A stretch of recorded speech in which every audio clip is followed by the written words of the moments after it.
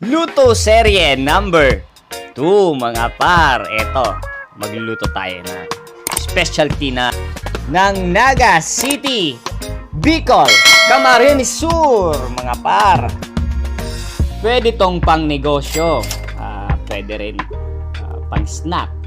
Tuturuan natin kayo kung paano namin ginagawa ang sauce ng luglog kinalas. Yan. At sa mahihilig kumain ng kinalas o luglog, pwede rin gawin nyo ito sa inyong mga bahay. Sobrang dali lang ng proseso at mga sangkap nito. Napakasarap nga nito. Kapag, syempre, malamig yung panahon. Kapag umuulan, tuwing bumabagyo. At all around, comfort food ito ng mga taga Bicol. All-time favorite din ito. Lalo na sa mga lasinggero. Kapag may hangover, napakasarap nga naman ito. Lalo't pagpapawisan ka at uminom ka ng mag-umaga. Yan. No. Ang gagawin natin dito na pangkinalas natin, kasi tinawag na kinalas, kakalasin natin sa laman.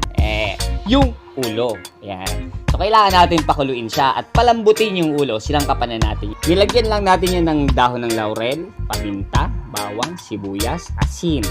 Tansyahin mo lang kung gaano karami yung mga sangkap natin. Lasahan mo yung sabaw kung okay. Sabaw yun. Ito naman, magigisa tayo.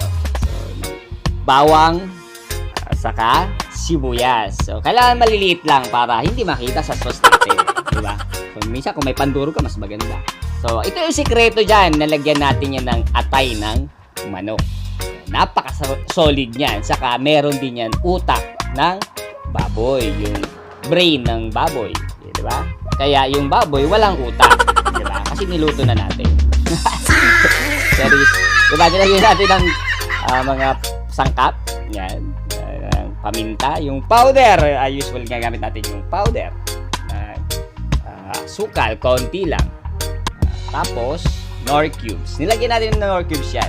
Kung gusto mo pala na medyo brownish yung color ng sauce mo, diba? May brown na kayo nakikita na sauce, lagyan mo ng toyo.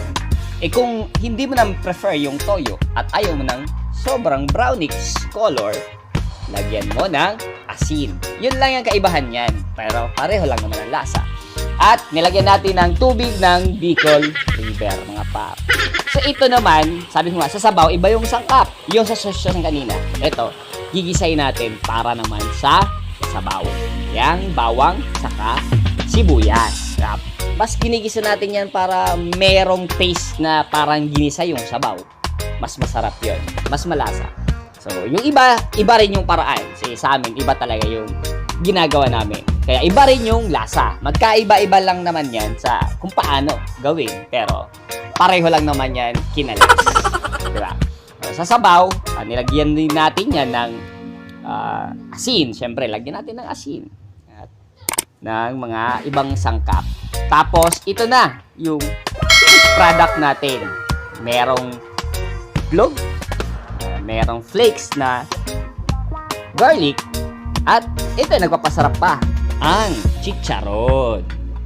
Chicharon, napakasarap yan. Siyempre, may malutong-lutong na taste kang malalasahan. Napaka-classic lang naman ng ginawa natin ng pagluluto.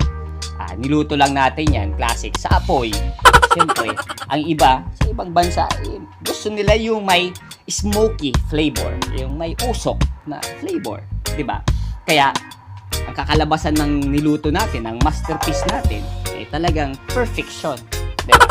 Kung ayaw mo naman na smoky flavor, yung kakainin mo, wag mong lutuin sa kahoy or sa uling. Kasi, pag niluto natin sa kahoy, may lasa talaga ng smoke yan.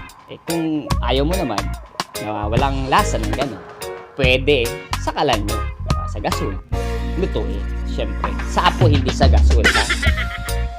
Isa din sa dahilan kung bakit namin niluluto sa kahoy. Kasi, nagtitipid. Yun lang naman rason eh. Joke lang. So, yun. Siyempre, may lasa rin kasi sa iba. Iba yung lasa.